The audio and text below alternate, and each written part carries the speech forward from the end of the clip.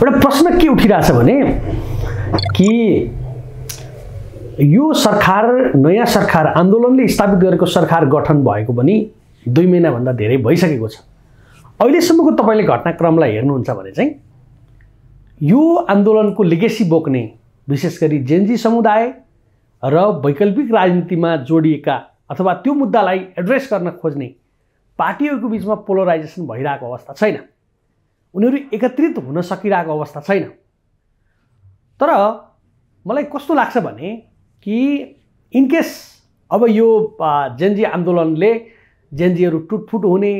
अथवा यसको लेगेसी बोक्ने दलहरू टुटफुट हुने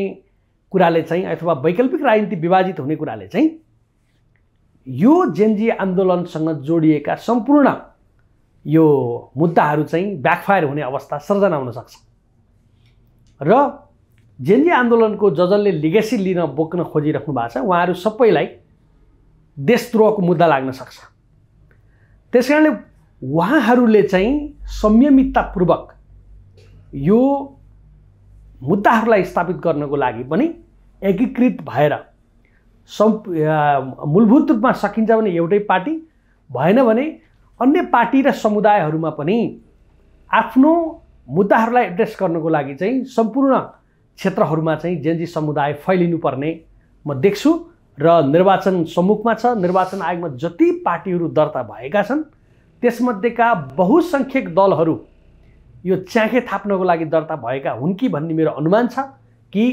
चुनावसम्ममा यी सम्पूर्ण दलहरू पोलराइज भएर कुनै कुनै दलसँग मर्ज हुने कुनै कुनैसँग मर्ज हुने त्यो खालको प्रोसेसबाट चाहिँ यो फेरि यो आन्दोलनको लेगेसी बोक्ने दलहरू चाहिँ एकै ठाउँमा आउने सम्भावना म देख्छु। र यदि तपाईले चाहिँ यो घटनामा जेनजीको घटनामा चाहिँ नि विदेशी समुदायको हात छ अथवा अरू कसैको हात छ भनेर भनिराख्नु भएको छ भने उनीहरूलाई एकीकृत गर्ने र यसका मुद्दाहरूलाई एड्रेस गर्नको लागि पनि त्यो समुदाय पनि सक्रिय भइरहेको पनि हुन सक्छ। त्यसकारण उनीहरू एकत्रित भएर आफ्नो मुद्दाहरू स्थापित गर्न लाग्छन् कि भन्ने मेरो अनुमान छ।